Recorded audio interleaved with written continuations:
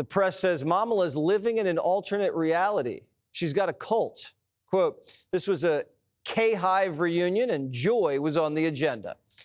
Who's in the K-Hive if Kamala's Queen Bee? Is tampon just buzzing around the boys in bathrooms? We know one thing about the K-Hive. They, them, love booze. Kamala's catering her tour with a signature cocktail. It's called the Madam VP. Here's how you make it. Gin, cassis, cardamom, honey, lemon. That'll set you back $24. It's the only way you can get through the event. Maybe Kamala had too many. She's rambling like she's the Pope, talking about babies crowd surfing at her rallies. Somebody would want me to take a picture or to hug their child.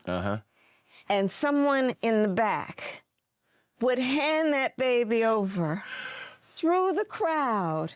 Up to you. People who would bless the baby. But pass the baby. See? And then pass the baby back. Pass the baby back. We asked our producers to find a video of babies getting tossed around at a Kamala rally. They're still looking. The rest of the party wants no part of the K-Hive. Jon Stewart can't believe Madam DEI ditched the gays. When she says, I didn't go with Pete Buttigieg because he's gay, and that'd be too far. And you're like, oh my God, it's actually reverse affirmative action. Well, it's like, what? Angel investor and all-in podcast host, Jay Cal. All right, Jay Cal, on a Friday. The Nice to Ryder see you, Cup Jesse. symbolism, you too. What did you ascertain? Well, it's obviously a competition, team sport, and this is Trump's hometown crowd. He loves golf. Golfers love Trump, and we're in a period of a golden age, I think, for American exceptionalism on the business side. American companies are firing on all cylinders. Stock markets at all-time highs. Unemployment, it's ticked up a bit, but generally the country is doing great. So it's great for him to show up. It's a hometown crowd for him. And so with Kamala on tour, I think the Republicans would be wise to not focus too much on Kamala. That's not the enemy anymore. You beat her handily. I think you really got to focus on a lot of other important issues for the country. But yeah, great. Trump is popular in sports and people love to see him at events. This is his crowd. I'm unable to not give Kamala the attention she deserves. I'm sorry. I'm just a glutton for punishment. I don't know if I can stop covering her. I guess you're saying strategically the elected Republican officials might want to lay off Kamala, but what should they be focused on? Yeah, this is really the important question, I think, because Trump's popularity has waned a bit over the summer, and that should be some warning signs for strategists in the GOP. There's things he's done that have been amazing. Closing the border, most Americans, like 80, 90%, wanted to see that happen.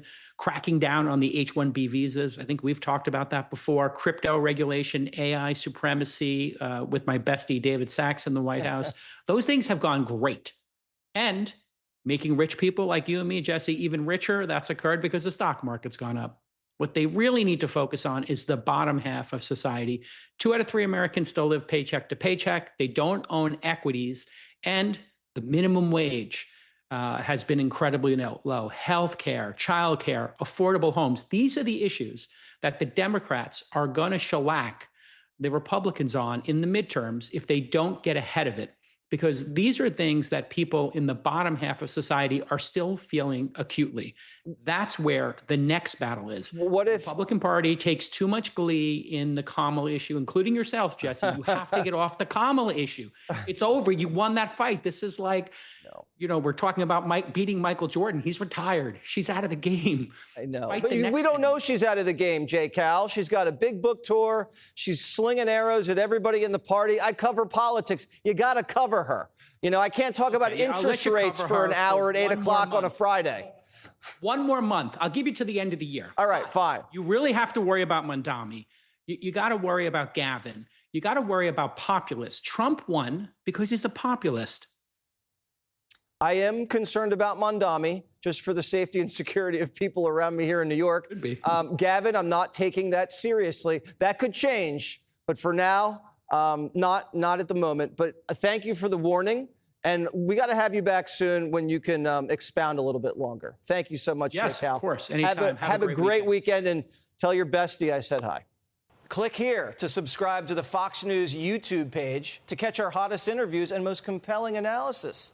You won't get it anywhere else.